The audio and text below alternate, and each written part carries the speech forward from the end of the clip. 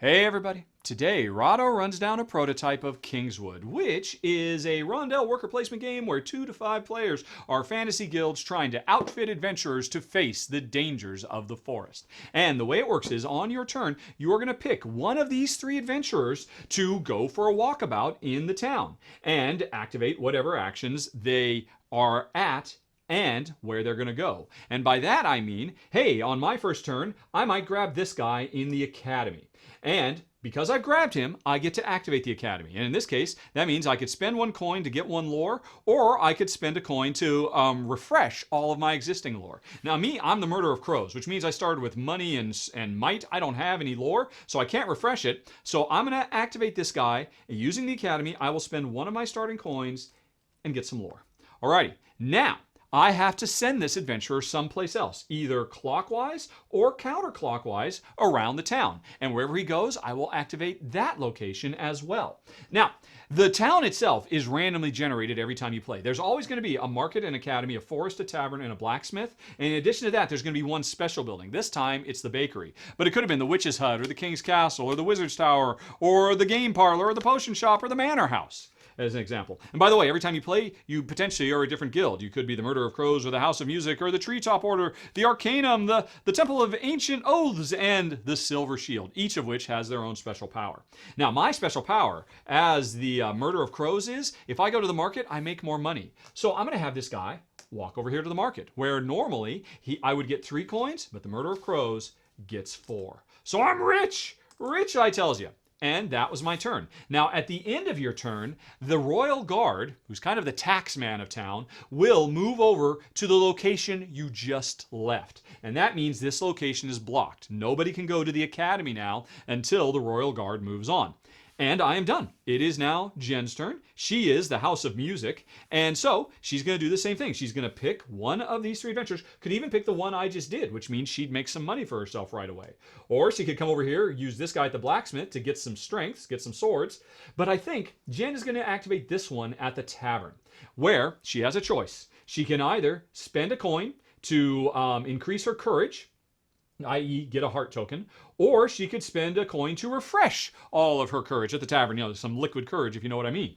Now, Jen doesn't have to do either of those things, though. She could pass on doing either of those actions and just move and do the action where she's going. But Jen looks, the House of Music, they start with 2 lore and $3. They got no courage, so Jen will spend 1 of her coins to get some courage. And now, like me before, she will either go clockwise or counterclockwise. Now, if you just go to the adjacent space, like what you saw me do going from the academy to the market, it's free. But if you don't want to go to the adjacent space, you can travel further, but it costs money. So if Jen wanted to go from the tavern to the bakery, she could skip over the blacksmith and come here, and that would cost her a coin. It costs you a coin for every building that you skip. So you can get anywhere unless that space is occupied. Currently, Jen cannot go to the blacksmith, which would normally be free. She can't come over here to the academy, and she can't go to the market.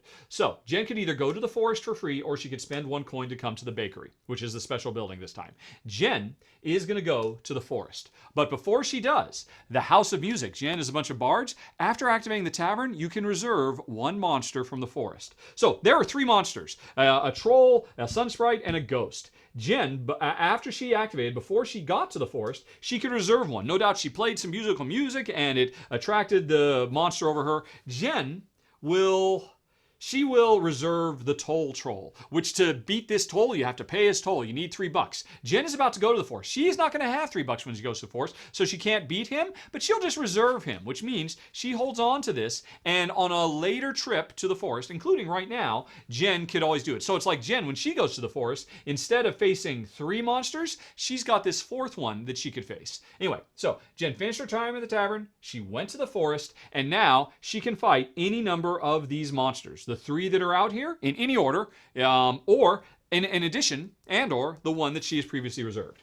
So, what is Jen going to do? Let's see. Oh, there's 2 ghosts here. Well, we need to beat these monsters to score points. This is a race to 20 points. Jen, for starters, will go on ahead and use the bravery she just got, plus some of her starting lore, to beat this ghost. All right, and that is 2 points. Now you see, she hasn't lost them, they're just exhausted. Later on, Jen could come back over to the tavern and refresh her courage, or she could go to the academy and refresh her lore. But Jen's got another plan. So anyway, she just scored 2 points off of that ghost. Right.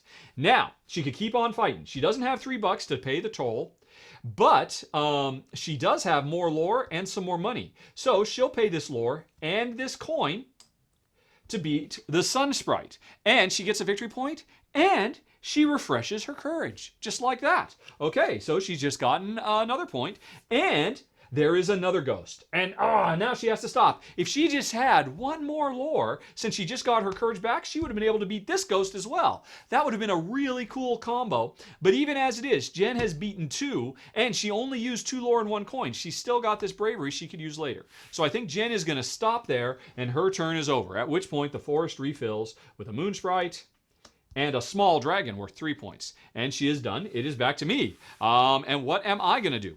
Well, I could get some more money, and again, I would get 4 out of the market, and having that money, well, I would have liked to have all that money to pay that troll toll, but it's gone. But, money can come in handy. You need money at most of the shops, and money lets you pay to get wherever you want to go. But if I wanted to get money, I would not be able to go to the forest. Oh, by the way, I forgot. The tavern is now blocked. So I could just get some more money and come back to the academy and get more lore. But I really need to think about, what do I want that's in the forest? I've got all this swords. I've got the might. I've got the sword and the money to beat this sprite. But I don't have any courage. I have lore. If I had courage, I could beat that dragon. So I would like to get some hearts. But the only way to do that is at the tavern, which is blocked. So I can't go there. Shoot. But if I really want to snag that dragon, you saw how Jen has reserved this. It was a special power she had at the tavern by playing some music. I could come over to this special building, the bakery, where I get to do 2 things. Normally, it's one or the other in most buildings. But in the case of the bakery, first of all, I can refresh a courage. Unfortunately, I don't have any. And I could reserve a monster. So I can't get this dragon now, but I could reserve it for later if I wanted. Or, heck, I could go on ahead and take out this sprite, but I have no courage, so 2 of these monsters I can't take out. Because I was saying, I could activate this adventure, which means I'd get to fight in the forest, and then I could come to the academy or the bakery or whatever. But it doesn't make much sense to go to the forest only to fight one critter. So I think I want to get some more stuff. Unfortunately, the main thing I need, courage, I cannot do because the tavern is blocked. But I do have an option if I want. Instead of, on your turn, picking an adventurer and going to a different location and doing the first action, the second action, you can collect taxes. Currently, the town guard is sitting here. I'm going to basically skip my turn. I am going to collect taxes, and what that means is he comes over here. He comes back to the center, so he's not blocking anything, and I make exactly 2 coins. Now, that's not as good as what I was hoping to get. Heck, I could have gotten 4 coins over here. But now that he's out of the way, the tavern is available again. And so, on Jen's turn, what is she going to do? Well, and the thing is, Jen can't block it, because if she comes over here and does the tavern, then, the forest would be blocked, but on my turn, I could finally get to the tavern and get that heart I need to rush out there. So, that's why I just wanted this guy out of the way. But I could have gotten him out of the way the more traditional way instead. Instead of collecting taxes, I could have left him there, made this guy come over here, which means instead of only getting $2, I got $4. So there was 2 more. And then I spent 1 more to get some more lore. So I could just save up for a really big payday later. And now, once again, he is out of the way. And on my next turn, no matter what Jen does, I'll be able to get to the tavern, get my courage, and then rush out there. Although all this gold, well, this gold will come in handy because, as you might imagine, there's a lot more monsters in here, including some that need a lot of cash. There's another troll toll, and the troll boss. You need to spend a lot of money to get past him.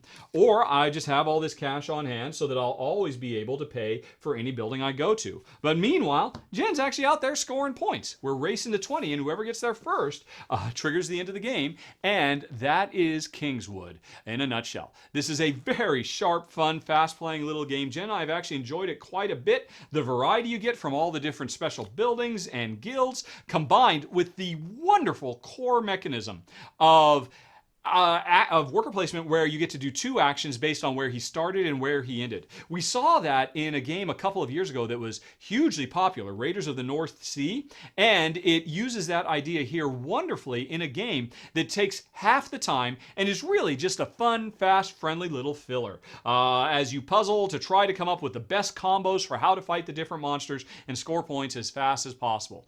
Neat, sharp, fun little game, Kingswood, and that is the rundown, folks. Thanks so much for watching. Have a very nice day. Talk to you later. So long. Bye-bye.